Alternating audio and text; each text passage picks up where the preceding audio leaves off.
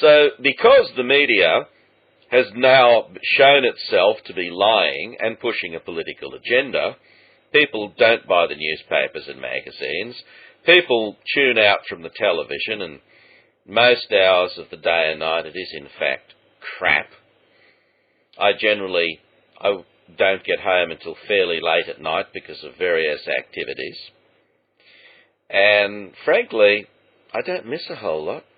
I really don't see a lot of television these days, and I get home and the family's watching a DVD, or simply on their respective computers on the net, because the TV simply isn't worth watching. Now, a lot of Australians, ask around your friends, have come to the same conclusion. They've just turned the television off. So this doesn't do a whole lot for TV advertising revenues. With plummeting viewing figures and the crunch out on there at business, advertising revenue for the networks is drying up, here in Australia as well as everywhere else. Free-to-air television days are numbered because television, like the print media, has revealed itself as an instrument to preach a political and social engineering agenda, rather than a means of entertainment or information delivery.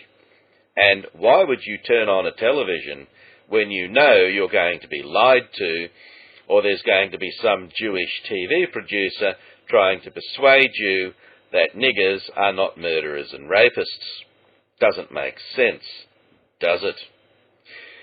So, the likes of Rupert Murdoch at the second tier of the conspiracy are now hell-bent on regaining absolute control of the means of exchange of information, so that they can force-feed the population, a bit like creating liver pâté in a duck or a goose,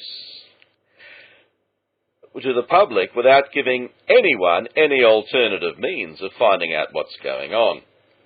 I think they're going to lose. They're going to lose big time. And the first way that Rupert Murdoch's going to lose is when he has his pay-to-view sites for his newspapers. People simply aren't going to go there. I, for one, won't be going there. There is no way in the world I'm going to pay a fee to be lied to by the likes of Rupert Murdoch and his minions. Just not going to happen, Uncle Rupert. And for those of you who doubt the veracity of what I say, try this.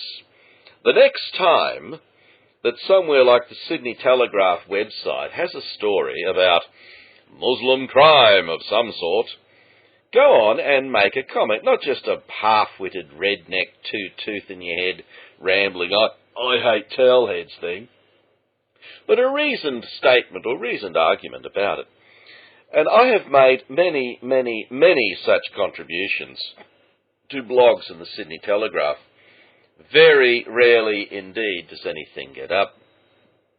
For example, this week past, I made a post in which I provided links to official New South Wales Police Service intelligence reports on the fact that the 1.5% of the population who are Lebanese Muslims account for 50% of organised crime, of the fact that in 2005 News Limited published an extensive interview with former New South Wales Detective Sergeant Tim Priest about the rise of Middle Eastern crime in New South Wales.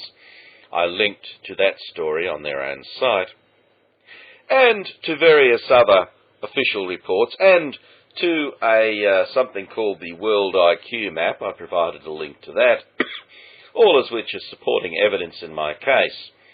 And of course, that post didn't get up. They never do. They'll put in 2 or 3 line posts about just to make the people who oppose Middle Easterners being in our society look like toothless hillbillies. But if anyone comes up with an argument and starts quoting facts, I can assure you it doesn't get in. See, the thought police, the Zionist New World Order thought police, are there to stop you having access to the truth, lest you wake up and begin to resist.